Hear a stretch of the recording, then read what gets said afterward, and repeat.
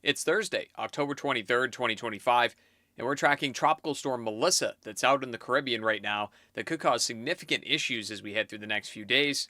In addition to two major weather systems in the U.S. that look to bring not only severe weather but even snow for parts of the country.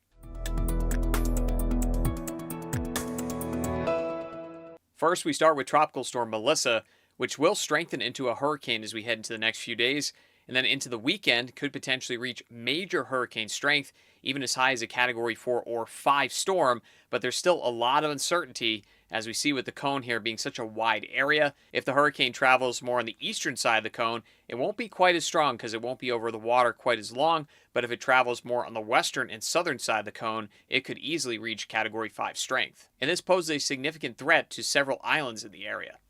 As you can see with the spaghetti plots, there's still a wide range of options Melissa can take here. It can remain on the eastern side of that track, like I mentioned, or go potentially as far west as places like Florida.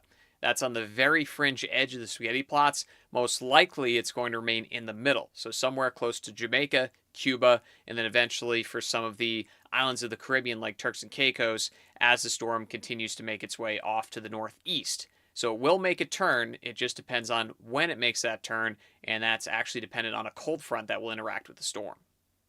But the reason the storm will strengthen pretty quickly is because the water temperatures are very warm in this area. It hasn't been touched by a tropical system pretty much all season, so Melissa will have plenty of energy to work with and will easily become a major hurricane if it continues to remain over this open water. So there are two options for Melissa here. This is from the American model, which basically takes it straight north and then east. This would actually be the best case scenario for places like Jamaica and Cuba. However, the worst case scenario for Haiti, which could see a ton of rain, even the Dominican as well, that could amount to significant flooding and life-threatening flooding.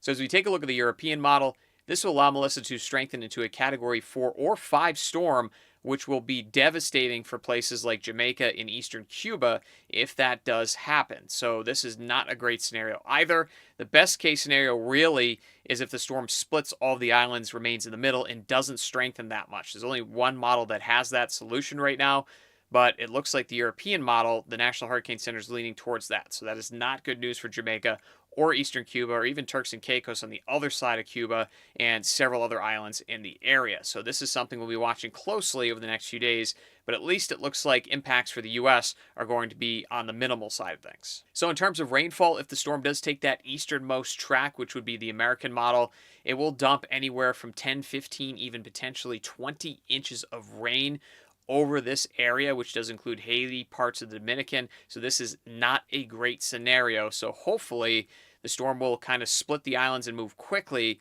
through the area, and that will mitigate really the worst impacts. But either way, whatever track the storm does take, there will be some pretty significant impacts to at least some areas down here in the Caribbean.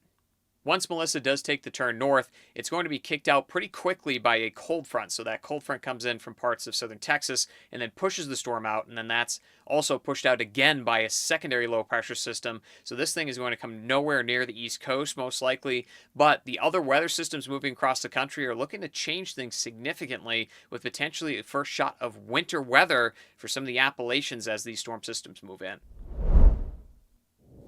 So as we head over to southern Texas, there's a severe weather risk for the storm system moving in right now for tomorrow and also for Saturday. Level 2 out of 5 risks in the forecast here, and you can see how that shifts closer to the coast as we head into Saturday's forecast. But we could also have a risk of a tornado, especially on Friday. It's a low level here, so it's just a level 2, which is pretty low for Texas, but still have to be mindful that there could be a couple tornadoes with this weather system moving through. As you can see with the future radar forecast for Friday, we'll have a few isolated storms develop early in the day, and then eventually those storms will multiply and then form a line. That line will head southeast towards the coastline, and embedded in that line could be some brief spin-up tornadoes, but strong gusty winds, and certainly a little bit of hail as the storm system passes by. And we could see another round of isolated severe storms as we push into Saturday as well. Rainfall could be pretty substantial as the low pressure system doesn't move all that fast over parts of Oklahoma and northern Texas, so there could be some flooding in these areas, so please be mindful of that, especially on Saturday. Now we head over to the northwest, where we'll have a significant system come in from the ocean here, and that is going to be potentially producing a decent amount of rain for this area, but even some snow. Parts of the Cascades could see upwards of a foot of snow from the storm coming in, maybe even higher than that in some locations. But it'll be a stronger storm, potentially producing some stronger wind gusts along the coastline, and eventually this thing is going to head eastward and potentially bring some snow for parts of the Appalachians. So as we track that storm system as it moves across the country, it does briefly lose steam on the other side of the Rockies, but then picks up steam as it gets towards the East Coast. You can see that little bit of snow, even for parts of West Virginia going into Pennsylvania, some of the highest elevations there, and potentially even into parts of New York and New England. So first signs of winter weather starting to pop up for parts of the East Coast, and we'll see this trend continues going into the early part of November. So you can see that cold air building in across the U.S. as the storm makes its way across the country.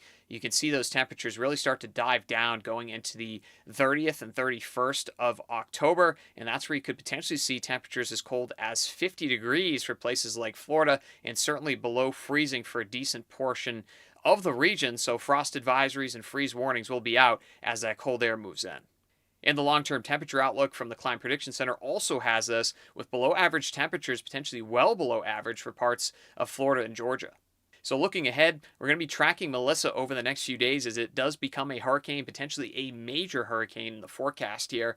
We also have the colder air working its way into the East Coast, potentially the first snow for parts of the Appalachians, as well as signs of winter make their way into the forecast, and the Northwest will also remain active with more systems on the way. And if you enjoyed this video, feel free to like and subscribe to the channel and check out more of our videos on the screen here. I'll have more updates on the forecast as we head over the next several days.